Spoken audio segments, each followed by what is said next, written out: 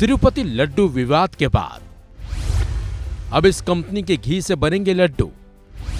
जाने नंदनी घी की पूरी कहानी।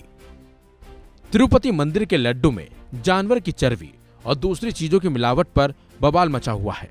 बकायदा आंध्र प्रदेश की चंद्रबाबू नायडू सरकार ने खुद लैब की वो रिपोर्ट सार्वजनिक की थी जिसमें तिरुपति के लड्डू में मिलावट की पुष्टि हुई है। हालांकि विवाद के बाद आंध्र प्रदेश की सरकार ने लड्डू के लिए घी सप्लाई करने वाली कंपनी को ब्लैकलिस्टेड कर दिया है।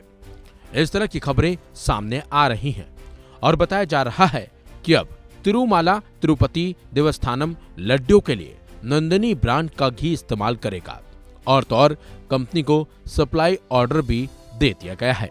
दरअसल उत्तर भारत में जिस तरीके से अमूल या मदर डेयरी मशहूर है, ठीक उसी तरह दक्षिण भारत के हर घर में नंदनी की पहचान है। नंदनी कर्नाटक का सबसे बड़ा मिल्क ब्रांड है। आंध्र प्रदेश, तमिलनाडु, केरल, महाराष्ट्र और गोवा में भी इसकी धमक है। नंदनी ब्रांड का मालिकाना हक Karnataka cooperative milk products federation limited के पास है। KMF अमूल बनाने वाले Gujarat cooperative milk marketing federation के बाद देश का दूसरा सबसे बड़ा डेयरी कोऑपरेटिव फेडरेशन है। कर्नाटक के कोडगु जिले में साल 1955 में पहली बार सहकारी डेयरी खुली। उस वक्त तक पैकेट वाले दूध का चलन नहीं था। किसान खुद घर घर तक दूध पहुंचाया करते थे। तब दूध की किल्लत भी थी। 70 का दशक आते आते मिल्क प्रोडक्शन बढ़ाने पर जोर दिया गया। जनवरी 1970 में दुग्ध क्रांति की शुरुआत हुई जिसे व्हाइट रिवॉल्यूशन कहते हैं। इसी वक्त वर्ल्ड बैंक भी डेयरी प्रोडक्ट्स के लिए तमाम स्कीम ले आया।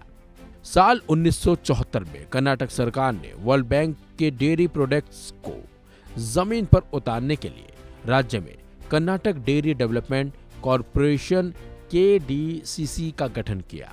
10 साल बाद 1984 में डेयरी डेवलपमेंट कॉरपोरेशन का नाम बदलकर कर्नाटक मिल्क फेडरेशन कर दिया गया। इसी के आसपास कंपनी ने नंदनी के नाम से पैकेट वाला दूध और दूसरे प्रोडक्ट बाजार में उतारे। देखते देखते नंदनी कर्नाटक का सबसे पॉपुलर ब्रांड बन गया और आसपास के राज्यों में भी अपनी उसने पकड़ बना ली। खास बात तो यह है कि अमूल और नंदनी एक दूसरे के प्रतिद्वंदी हैं। पिछले साल जब अमूल ने कर्नाटक के रिटेल मार्केट में जाने का फैसला किया तो काफी बवाल मचा था। कर्नाटक की राजनीतिक पार्टियों ने इसे उत्तर का दक्षिण में घुसपैठ करार दिया। राज्य के विधानसभा चुनाव में भी अमूल बनाम नंदनी मुद्दा बना। कर्नाटक मिल्क फेडरेशन ने दावा किया कि सहकारी समितियों के बीच हमेशा से एक अलिखित समझौता रहा है कि वो तब तक एक दूसरे के मार्केट में प्रवेश नहीं करेंगे जब तक वहां की समिति या कंपनी डिमांड पूरी नहीं कर पाती है। हालांकि अमूल ने कहा था कि कहीं ना कहीं नंदनी मार्केट की डिमांड को पूरा नहीं कर पा रही है, इसी वजह से उसने वहां एंट्री की है। लेकिन अब यह साफ हो चुका है कि नंदनी घी से ही तिरुपति मंदिर का लड्डू प्रसाद बनाया जाएगा। इसका फैसला लेने के बाद कहीं ना कहीं लड्डू विवाद को कम किया जाने की भी कोशिश सरकार करेगी। इस खबर में बस इतना ही। अपडेट्स के लिए बने रहिए वन इंडिया हिंदी के साथ।